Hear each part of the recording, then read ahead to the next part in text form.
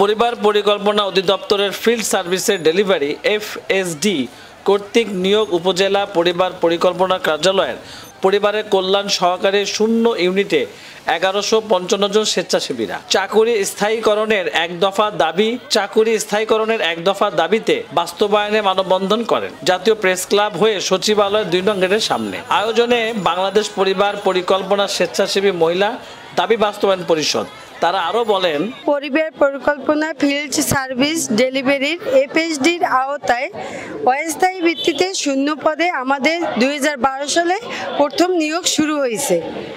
আমরা 2012 থেকে 2024 পর্যন্ত 30 জুন পর্যন্ত কাজ করে আসছি।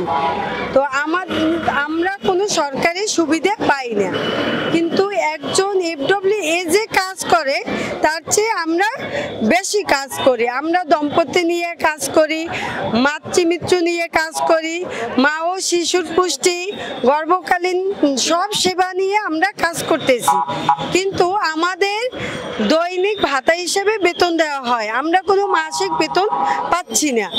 তারপর আমাদের তা হচ্ছে সরকারি ছুটি যে দিনগুলো, সেই দিনগুলোর টাকা আমাদের কেটে দিচ্ছে। আমাদের অসুস্থ হইলে আমাদের যে ছুটি নেই সেই বেতনগুলো আমরা পাচ্ছি না।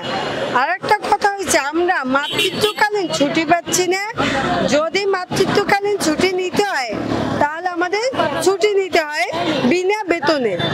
আর আমরা অনেক সময় হতদরিদ্র ফ্যামিলিরই লোক, আমরা যেহেতু আমরা মাতৃত্বকালীন ছুটি তখনই নিই যখন আমরা বাচ্চা গর্ভে নিয়ে হাঁটতে পারি না, তখন আমরা নেই বাধ্যতামূলক।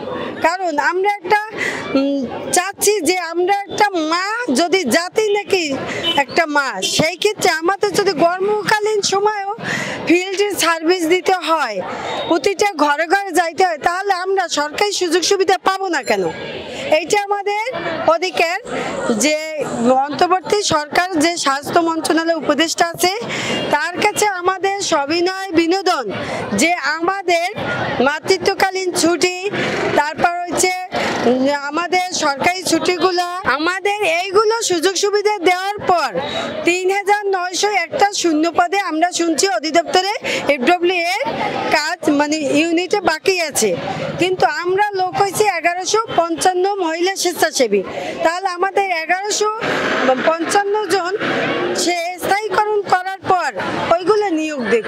আমরা চাচ্ছি যে আমাদের স্থায়ীকরণ করা হোক। আমরা সরকারের কাছে একটাই অনুরোধ যে আমরা অনেকে আছি বিধবা, অনেকেই আছি ডিভোর্সি, অনেকে আছে হতদরিদ্র, এবং অনেকেই হয়েছে যে ছোট বাচ্চা রেখে বাবা মারা গেছে, তার আমাদের 2 টাকা ইনকাম দিয়ে তাদের পড়াশোনা করাইতে হয়।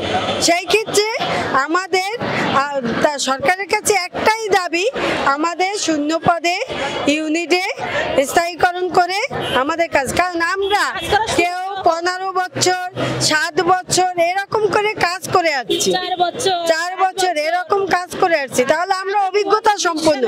তাহলে আমাদের যদি নিয়োগ না দেওয়া হয় আর নতুন করে নিয়োগ দেওয়া হয়, সেটা তো আমরা মানতে রাজি না। এজন্য আমরা রাজবাদ ছাড়বো না। কিন্তু এতদিন আমাদের বলা হয়েছিল আমাদের চাকরি স্থায়ীকরণ হবে, আমরা যে ইউনিটে আসি সেখানে শেষে এফডব্লিউ এর দায়িত্ব কিন্তু আমরা পালন করছি। এমনকি আমরা একটা স্বেচ্ছাসেবী হইও আমরা কিন্তু অতিরিক্ত দায়িত্ব পালন করি।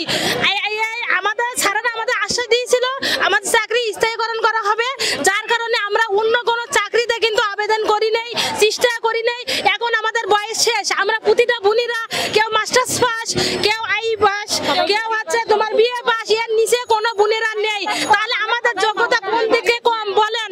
আমি সরকারের কাছে এইটুকু দাবি নিয়ে আজকে এখানে এসে দাঁড়াইছি। আমাদের দেখেন এই চাকরিটা আমাদের পরিবারের জন্য খুবই দরকার।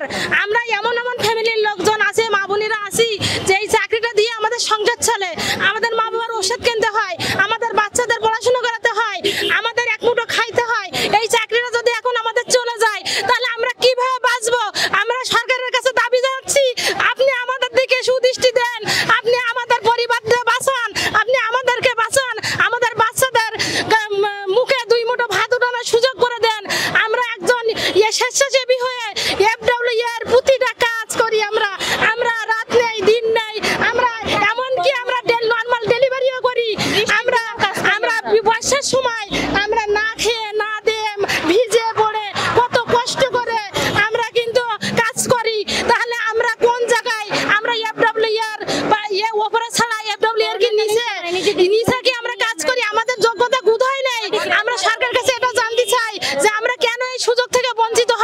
এস কে মামুনের ক্যামেরায় সুমন শেখ, NAN TV, সচিবালয়, ঢাকা।